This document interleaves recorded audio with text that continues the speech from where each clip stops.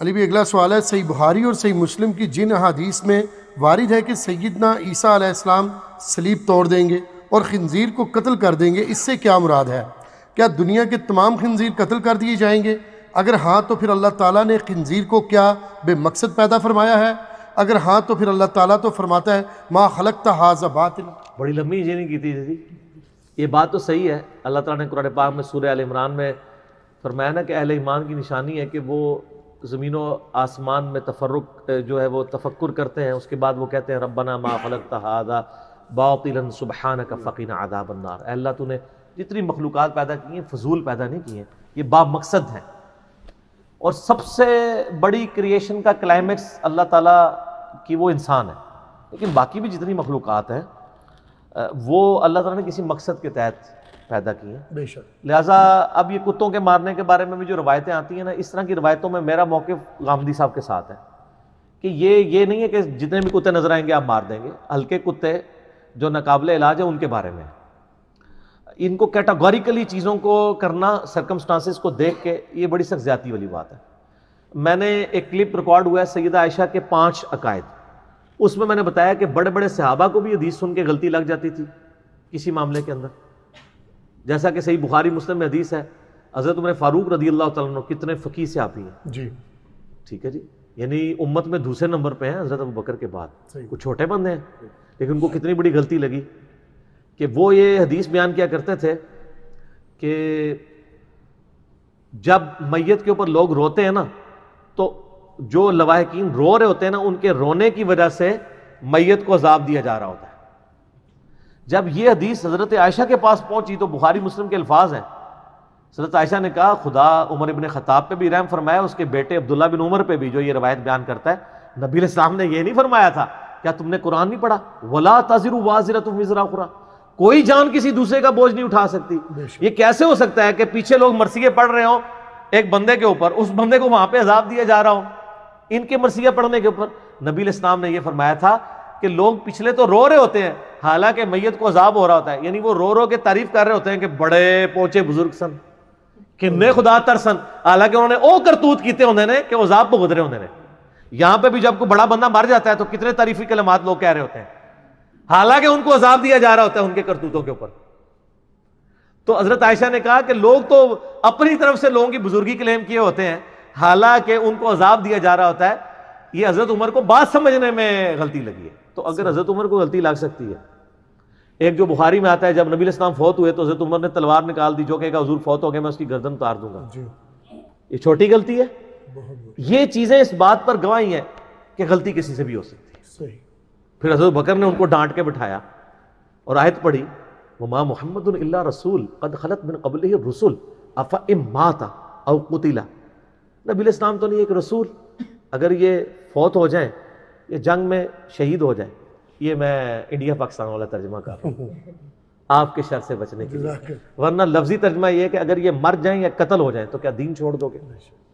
لیکن انڈیا پاکستان میں ذرا قرآن و حدیث کے ترجموں کو بھی ٹیلر میڈ کرنا پڑ جاتا ہے سمجھانے کے لیے، لیکن میں ایماندار ہوں، میں نے دوسرا ترجمہ بھی بتا دیا، ٹھیک ہے؟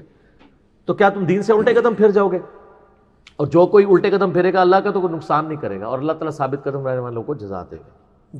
یہ آیت پڑھی تو حضرت عمر کہتے ہیں میرے پاؤں میرا جسم کا بوجھ نہیں اٹھا سکے، مجھے یقین ہو گیا کہ باقی نبی کو بھی تو موت آنی ہے۔ پھر دوسری آیت پڑھی سورہ زمر کی انک میت وانہم میتون، اے نبی علیہ السلام انہیں بھی مرنا ہے اور تمہیں بھی انتقال فرمانا ہے۔ اے ترجمہ کر دے لفظ ایک ہی ہے انک میت وانہم میتون، کیونکہ وہ یہ امیج دینا چاہتے ہیں کہ نبی علیہ السلام کی وفات نہیں ہوئی ہے، وہ وصال ہوا ہے۔ وہ کہتے ہیں انتقال، انتقال بھی بڑا خطرناک لفظ ہے۔ انتقال کا مطلب ہے کہ یہاں سے وہاں منتقل ہو گئے، موت نہیں ماننا چاہتے، بیچ میں بیماری آپ سمجھیں۔ اگر میں کہوں کہ ایک بندہ جیلم سے کراچی منتقل ہو گیا، اس سے کوئی بھی نہیں یہ کہے گا کہ وہ مار کے منتقل ہوا ہے۔ تو انہوں نے انتقال، اے نبی کافروں نے بھی مرنا ہے، تم نے بھی انتقال فرمانا ہے، اے ترجمہ کیتے ہیں جی حمزہ بریلوی صاحب نے انک میت وانہم میتون۔ اور پھر کہتے ہیں وصال کا لفظ استعمال کریں، آپ انتقال کا لفظ استعمال کریں، وصال کا کریں، وفات کا نہ کریں۔ تو میں نے تو میرا پورا کلپ ہے کہ بخاری مسلم سے میں نے کتنی احادیث پیش کی ہیں، قرآن پاک کی آیات پیش کی ہیں، انبیاء کے اپنے الفاظ ہیں، وہ وفات کا لفظ اپنے لیے استعمال کرتے ہیں، اللہ تعالیٰ نے استعمال کیا ہے، صحابہ کرام نے نبی علیہ السلام کی وفات کے لیے موت کا لفظ استعمال کیا ہے، ٹھیک ہے، حضرت ابو بکر نے استعمال کیا ہے، سیدہ عائشہ نے کیا ہے، ٹھیک ہے، اور اس طریقے سیدنا ابو ہریرہ نے کیا ہے، ٹھیک ہے، جو بخاری کی بڑی مشہور حدیث ہے، جب حضرت عمر کو زخم لگا انہوں نے 6 رکنی کمیٹی بنائی، اس میں آگے الفاظ ہے، یہ 6 بندے وہ ہیں جن سے نبی علیہ السلام وفات تک راضی رہے، وصال شریف تک راضی نہیں ہے، انتقال شریف نہیں، وفات تک۔ لیکن آپ ان کا کیا علاج کر سکتے؟ باقی اب اس سوال کی طرف واپس آئیں کہ خنزیر کو قتل کر دیں گے، اس سے مراد کیا ہے؟ یہ نہیں کہ دنیا کے خنزیر ختم کر دیں گے، ورنہ قرآن پاک میں یہ آیت لکھی ہوتی کہ جتنے خنزیر ہیں مسلمان ان کو قتل کریں اور شہادت کے رتبے تک پہنچ جائیں اگر کوئی سینگ مار دے آپ کو، یہ بڑا خطرناک جانور ہوتا ہے، آپ پتہ ہے خنزیر یہ اگر ٹکر مار دے بندے کی ڈیتھ ہو سکتی ہے، بہت طاقتور جانور ہے۔ تو یہ اومنی ورس ہے نا ڈاکٹر صاحب، خنزیر جو اومنی ورس ہے نا، گوشت خور بھی ہے اور سبزی خور بھی ہے، تو اس لیے قرآن پاک میں کلیئر کیا گیا کہ یہ وہ سبزی خور ہے جو حرام بھی ہے۔ تو یہ خنزیر کو قتل کر دیں گے اس لیے کہ آج بھی آپ کو اگر ٹیمپرڈ فارم میں بھی آپ تورات اور انجیل دیکھیں اس میں لکھا ہے کہ پگ کا گوشت حرام ہے، لیکن پریکٹیکلی اس وقت پگ کا گوشت کرسچنز کھاتے ہیں، جس طرح یہاں پہ ہم نے مرغیوں کے فارم ہاؤسز بنائے ہوئے ہیں نا، انہوں نے وہاں پہ بکریوں کے بھی بنائے ہوئے ہیں اور پگز کے بھی، ان کا گوشت کھاتے ہیں وہ، اسی لیے آپ ان پہ پھر وہ اثرات بھی دیکھ رہے ہیں شہوت والے، اسی وجہ سے۔ اور رشیا میں جب حالات بگڑ گئے تھے آپ کو پتہ ہے کمیونزم کے بعد، تو وہاں مسلمانوں کافر کا اتنا ہی فرق تھا کہ مسلمان بسم اللہ پڑھ کے خنزیر کھاتا تھا اور کافر بغیر بسم اللہ کے کھاتے، دونوں خنزیر ہی تھے۔ اب دوبارہ یہ جب 7 8 10 11 ملک بنے ہیں آہستہ آہستہ، سعودی عرب نے خیر اس لحاظ سے میں ان کو کریڈٹ دوں گا، انہوں نے بڑی انویسٹمنٹ کی ہے، بڑی بڑی مسجدیں بنوائی ہیں، اس کے علاوہ ان کی زبان میں قرآن پاک ٹرانسلیٹ کر کے مسجدوں میں رکھوائے ہیں، جہاں 100 سال تک مسجدوں پہ تالے پڑے ہوئے ہوں، اذان دینے پہ بندی ہو، تو ظاہر ہے 100 سال میں تو ایک پوری جنریشن ختم ہو جاتی ہے نا، لیکن پھر دیکھ لیں ریوائول شروع ہو گیا ہے وہاں پہ، جمعے کے بڑے بڑے اجتماعات ہوتے ہیں، ٹھیک ہے۔ تو یہ جو خنزیر والا مسئلہ ہے نا وہ یہ ہے کہ چونکہ کرسچن اس کو لے کے چل رہے ہیں اور قرب قیامت میں کرسچنز کے لیے اللہ تعالیٰ نے عیسیٰ علیہ السلام کو مبعوث کرنا ہے، اور کرسچنز نے اسلام قبول کرنا ہے یا پکے کفر پہ جانا ہے، دونوں میں سے ایک چیز انہوں نے اڈاپٹ کرنی ہے۔ حیات مسیح اور نزول مسیح علیہ السلام پہ میں نے سورہ نساء آل عمران کی آیات سے ثابت کیا تھا کہ حضرت عیسیٰ علیہ السلام کی موت سے پہلے کرسچن ان پہ ایمان لے آئیں گے، ابھی تو اللہ نے ان کو زندہ اٹھا لیا، اس میں نے دلائل قرآن اور بخاری مسلم سے پیش کیے تھے، آج میں اس تفصیل میں نہیں جاؤں گا، مسئلہ نمبر 12 میرا دیکھ لیں، اس میں الفاظ ہیں کہ عیسیٰ علیہ السلام جب دنیا میں اتریں گے وہ جامع دمشق کے مینار کے اوپر اتریں گے 2 فرشتوں کے سہارے، ٹھیک ہے، زرد رنگ کی 2 چادریں انہوں نے لپیٹی ہوئی ہوں گی، ایک تامت اور ایک اوپر، بل مینار سے جب نیچے اتریں گے نا تو اڑ کے نہیں اتریں گے، سیڑھی لگائی جائے گی ان کے لیے، ٹھیک ہے، یہ بزرگ ہی صرف اڑ سکتے ہیں، انبیاء تو نہیں اڑتے نا، آپ کو پتہ ہے، دنیا کو اللہ نے اسباب کے ساتھ جوڑا ہے نا، یہ اللہ تعالیٰ نے انسانوں کو بتایا کہ اوپر سے آسمانوں سے وہ نیچے آئے ہیں اڑ کے، لیکن جب اس مینار سے نیچے اتریں گے پھر سیڑھی لگائی جائے گی ان کے لیے، تاکہ آپ کو یقین آئے کہ کوئی بزرگ نہیں اڑ سکتا، یہ جعلی واقعات ہیں۔ تو وہ علامتی طور پہ پھر کرسچنز کو یہ یقین دلانے کے لیے کہ تمہارے عقیدے میرے بارے میں غلط ہیں، صلیب کو توڑیں گے، صلیب ختم، کروسیفکشن ختم، if there is no crucifixion no Christianity، Christianity سے مراد میں ٹیمپرڈ کرسچینٹی کی بات کر رہا ہوں۔ عیسائیت ہم بھی پریکٹیکلی حضرت عیسیٰ علیہ السلام کو اگر ماننے کا نام عیسائی ہونا ہے تو سارے مسلمان عیسائی ہیں، تو خنزیر کو وہ علامتی طور پر قتل کریں گے، یعنی اس کو قتل کر کے، یعنی اس کو ذبح نہیں کریں گے، یہ بتائیں گے کہ بھئی یہ کھانے کے لیے نہیں ہے، یہ ایک خنزیر کو قتل کر کے اناؤنسمنٹ کر دیں گے کہ اس کا گوشت حرام ہے پریکٹیکل، ورنہ اس میں الفاظ ہوتے ہیں کہ دنیا کے سارے خنزیر قتل کر دیں گے۔ یہ ایک علامتی طور پہ ہوگا، کچھ چیزیں علامتی طور پہ کی جاتی ہیں۔ اب ہمارا جو تحویل قبلہ یہ بھی علامتی ہے، اگر آپ دیکھا جائے قرآن پاک میں تقریباً 2 رکوع تحویل قبلہ کے حوالے سے آئے ہیں، اور اگر آپ وہ رکوع پڑھ کے دیکھیں تو ان میں اللہ تعالیٰ فرماتا ہے کہ مشرق اور مغرب کی طرف منہ کرنا کوئی نیکی نہیں ہے، تم جس طرح بھی رخ کرو اللہ ہی کا چہرہ پاؤ گے، ٹھیک ہے، کیونکہ وہ انہوں نے یہودیوں نے اس کو بڑی ایک گیم بنایا ہوا تھا کہ یہ پہلے ہمارے قبلے کی طرف منہ کرتے تھے. اللہ نے فرمایا یار پھر اللہ تعالیٰ نے یہ بھی فرمایا کہ ہم نے قبلہ اس لیے چینج کیا تاکہ اہل کتاب کی وہ حجت نہ تم پہ رہے, کیونکہ اہل کتاب کو پتا تھا کہ ابراہیمی قبلہ خانہ کعبہ ہے. اب ایک ٹکٹ میں وہ دو مزے کر رہے تھے. اگر یہ قبلہ چینج نہ ہوتا تو وہ آپس میں چیما گوئیاں یہ کرتے تھے کہ دیکھو یہ کہتا ہے میں ابراہیمی ہوں, تو ابراہیم کا تو قبلہ خانہ کعبہ تھا, تو یہ بیت المقدس کی طرف منہ کر کے نماز کیوں پڑھتا ہے. اور جب بیت المقدس کی بجائے خانہ کعبہ قبلہ بنا, پھر انہوں نے کہنا شروع کر دیا تم تو کہتے تھے ہم موسیٰ کو مانتے ہیں, تو موسیٰ کا قبلہ تو وہ تھا, تم اب ادھر کیوں آ گئے, آٹا گوندے ہلدی کیوں ہیں, ٹھیک ہے نا, یہ علاج ہی کوئی نہیں. تو اس لیے اللہ تعالیٰ نے دوسرے پارے کا آغاز جو ہے سیقول السفہاء, ان قریب بے وقوف لوگ کہیں گے کہ یہ قبلہ کیوں چینج کر دیا. اس کا مطلب ہے کہ بے وقوف لوگوں کا کوئی علاج نہیں ہے, ان کا علاج صرف یہی ہے جو اللہ نے کیا ہے کہ ان کو بے وقوف لوگ کہہ کے چھوڑ دیا جائے, کیونکہ بے وقوف لوگوں کی آپ کس کس بات کا جواب دیں گے, ایک جواب دیں گے ہاں اسی لیے گئے وَإِذَا خَاطَبَهُمُ الْجَاهِلُونَ قَالُوا سَلَامًا. اور سر یہ ہم نے اپنے بھائیوں کو بھی کہا ہے کہ اگر آپ کو جاہل کوئی ملے علماء سے یا عوام الناس سے تو ان کے ساتھ بحث نہ کیا کریں, یہ قرآن کا حکم ہے, صرف بات بتائیں. ایک بندہ کہتا ہے جی کوا سفید ہوتا ہے, کہاں چٹا ہوتا, تو کوے کو میں کالا ثابت کرنے کے لیے صرف کوا دکھا ہی سکتا ہوں نا, قرآن و حدیث سے میں آپ کو دلائل دکھا سکتا ہوں, وہ پھر بھی کہے کہ نہیں یہ آپ کو نظر آ رہا ہے اس طرح یہ اندروں سفید ہے, وہ تو کوئی علاج نہیں ہے, اندروں ہے وچوں مطلب یہ ہے, اے وچ دا کوئی علاج نہیں ہے. دین جو کچھ ہے وہ اپنے ظاہر میں ہے, اور دین کے باطن میں وہی چیز ہے جو ظاہر کو سپورٹ کرتی ہے. یہ نہیں ہو سکتا کہ دین کے باطن میں, دین کے ظاہر کے اندر جو ہے وہ خنزیر کا گوشت حلال ہے حرام ہے, اور دین کے باطن میں وہ حلال نکلا ہے. وہ حرام حلال صرف اس صورت میں ہوتا ہے کہ جو ظاہر میں قرآن میں 4 مواقع میں بتا دیا گیا کہ اگر زندگی موت کی کشمکش بن جاتی ہے تمہارے لیے, ٹھیک ہے, تو پھر تم دل میں برا جانتے ہوئے اتنا گوشت کھا لو جس سے تمہاری جان بچ جائے, اضطراری کیفیت, اور اس میں دل میں نفرت بھی ہو کہ یہ حرام ہے, بس اتنے کے طور پہ.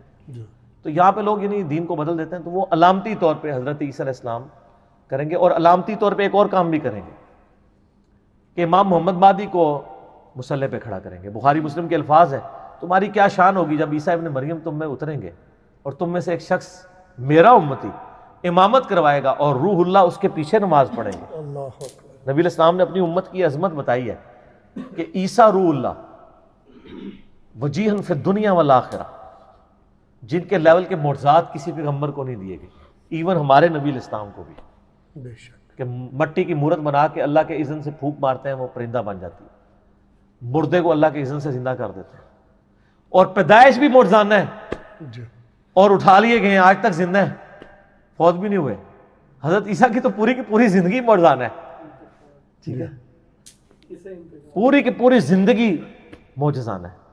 اور وہ لیکن یہ بھی علامتی ایک نماز ہی ہوگی, اس کے بعد حضرت عیسیٰ ابن مریم ہی نمازیں ساری پڑھائیں گے, ایک نماز پیچھے پڑھیں گے تاکہ پتہ چلے کہ میں امت محمدیہ میں سے ہوں, کوئی نئی شریعت نہیں لے کے آیا. اور صحیح مسلم میں حدیث ہے کہ حدیث کے راوی کہتے ہیں کہ عیسیٰ ابن مریم تم میں اتریں گے, اللہ کی کتاب اور تمہارے نبی کی سنت کے مطابق تمہیں چلائیں گے. لیکن فقہ حنفی کیا کہتی ہے, عرض کر دیں, فقہ حنفی کی ساری کتابوں میں لکھا ہے کہ جب عیسیٰ علیہ السلام اتریں گے, اور یہ مکتوبات میں شیخ احمد سرندی نے خود لکھا ہے, قاضی ثناء اللہ پانی پتی نے نقل کیا ہے, سارے بڑے بڑے بزرگ, للو پنجوں کی تو میں بات ہی نہیں کرتا, یہ تو للو پنجو نہیں ہے نا. وہ لکھتے ہیں کہ جب عیسیٰ ابن مریم دنیا میں اتریں گے تو فقہ حنفی کے مطابق عمل کریں گے. پھر ان کو حیا آئی کہ اگر ہم یہ بتائیں گے تو لوگ کہیں گے یار آپ نے حضرت عیسیٰ کو امام حنیفہ کے نیچے لگا دیا. تو پھر اینڈ پہ لکھتے ہیں جو ان کا طریقہ واردات ہوتا ہے کہ نہیں, اصل میں ہوگا یہ کہ وہ بھی اجتہاد کریں گے اور ان کا اجتہاد بھی امام حنیفہ سے مل جائے گا. یار ان کا اجتہاد امام حنیفہ سے کیوں ملے گا, ابو بکر عمر عثمان و علی کے ساتھ کیوں نہیں ملے گا؟ اور اجتہاد کی ضرورت کیا ہے؟ امام وقت وہاں موجود ہے, امام محمد مہدی جو مجدد ہے. ابو داؤد اور حاکم میں حدیث ہے کہ ہر 100 سال میں میری امت میں ایک مجدد آئے گا جو دین کی تجدید کرے گا. 2 مجدد پہ امت متفق ہے, ایک پہلے پہ اور آخری پہ. پہلا عمر بن عبدالعزیز جس کو سنی شیعہ دونوں مانتے ہیں, اور آخری امام محمد بن عبداللہ المہدی. جب دنیا میں اسلام کا مجدد موجود ہے وہاں فقہا کی اور مجتہدین کی کیا اوقات ہے؟ کوئی اوقات ہی نہیں ہے. اور وہ مجدد ایسا کہ جس کو بائی نیم نبی نے مینشن کیا ہے امام حنیفہ، امام شافعی، امام مالک، احمد بن حنبل رحمہم اللہ اجمعین ہم بہت احترام کرتے ہیں، ان کا نام کسی آیت اور حدیث میں نہیں ہے. بے شک. اور جس کا نام نبی علیہ السلام کی مبارک زبان سے نکلا ہوا ہے، اس بندے کی موجودگی میں آپ کہہ رہے ہیں کہ حضرت عیسیٰ علیہ السلام کا اجتہاد امام مہدی سے نہیں ملے گا، امام حنیفہ سے مل جائے. کہانیاں اس میں نے کہانی کا نکال دیا کہ سر ادھر مسئلہ نہیں حل ہونا. وہ امام حنیفہ کے کس بچے کے ساتھ ملے گا؟ بریلوی بچے کے ساتھ یا دیوبندی بچے کے ساتھ؟ آئے ہائے نا. ہاں حنفی تو پریکٹیکلی دو ہیں دنیا میں، جی ہاں. فقہ حنفیہ بریلویہ اور فقہ حنفیہ دیوبندیہ. مزید بھی عرض کر دیتے ہیں، حسام الارمین میں احمد بریلوی صاحب نے لکھا ہے کہ دیوبند کے پورے علماء اور یہ جو ہے یہ سب کے سب گستاخ اور مرتد ہیں اور بالاجماع یہ اسلام سے خارج ہیں. تو حنفیہ بریلویہ کے نزدیک دیوبندی اسلام سے خارج. اور دیوبندیوں سے پوچھ لیں المحند المفند میں انہوں نے جواب میں لکھا کہ احمد بریلوی ان کی پوری جماعت ایک شیطانی لشکر ہے جو علماء دیوبند رضی اللہ عنہم پر حملہ آور ہوئی ہے. میں نہیں کہہ رہا، انہوں نے اپنے بابیاں نے خود رضی اللہ عنہم لکھا ہے 14ویں صدی سے. جیسا کہ شیاطین انبیاء پر حملہ آور ہوتے تھے، شیاطین کا بریلویوں کو اور انبیاء کے جانشین اپنے بابوں کو. تو سر جب یہ معاملہ ہے تو حضرت امام محمد مہدی کو فقہ حنفی میں بیچنے کا رسک لیا جا سکتا ہے؟ ورنہ دیوبند سے فتویٰ آئے گا یہ گستاخ، یہ جو ہے مشرک ہے، اور منظر الاسلام بریلوی سے فتویٰ آئے گا گستاخ رسول ہے اگر وہ دیوبندی ہوئے. اس کا مطلب یہ ہے کہ امام محمد مہدی کو بھیجنے کا رسک اسی وقت لیا جا سکتا ہے جب دنیا سے یہ فرقے ختم ہو چکے ہوں اور ہر طرف سے جھوم جھوم کے آواز آ رہی ہو کہ نہ میں وہابی، نہ میں بابی، میں ہوں مسلم علمی کتابی. اور یہ حقیقت بات ہے. صحیح مسلم میں حدیث ہے، نبی علیہ السلام نے فرمایا کہ جب عیسیٰ علیہ السلام دنیا میں آئیں گے نا، یہودیوں کے خلاف تم قتال کرو گے نا، تو اگر کوئی یہودی کسی درخت یا پتھر کے پیچھے بھی چھپا ہوگا نا، ہائے ہائے ہائے ہائے ہائے، تو کیا آواز آئے گی پیچھے؟ درخت کے پیچھے سے آواز آئے گی کہ اے حنفیہ بریلویہ اہل سنت والجماعت، تو اس یہودی کو قتل کر دے. یہ آواز آئے گی؟ نہیں، اے مسلم. ایھا المسلم، اے مسلم. ہو سکتا ہے تسی تو مڑ کے بھی نہ دیکھو کہ اے کوئی انجینئر صاحب ویڈیو تو نہیں پیچھے چل رہی. ظاہر ہے یہ تو چڑھتے ہیں مسلم نام سے. مجھے بتائیں کہ آپ کسی کٹر قسم کے بریلوی دیوبندی کو اس ماحول میں اے مسلم کہہ کے پکاریں، نہیں دیکھے وہ تو مانیں گے ہی نہیں.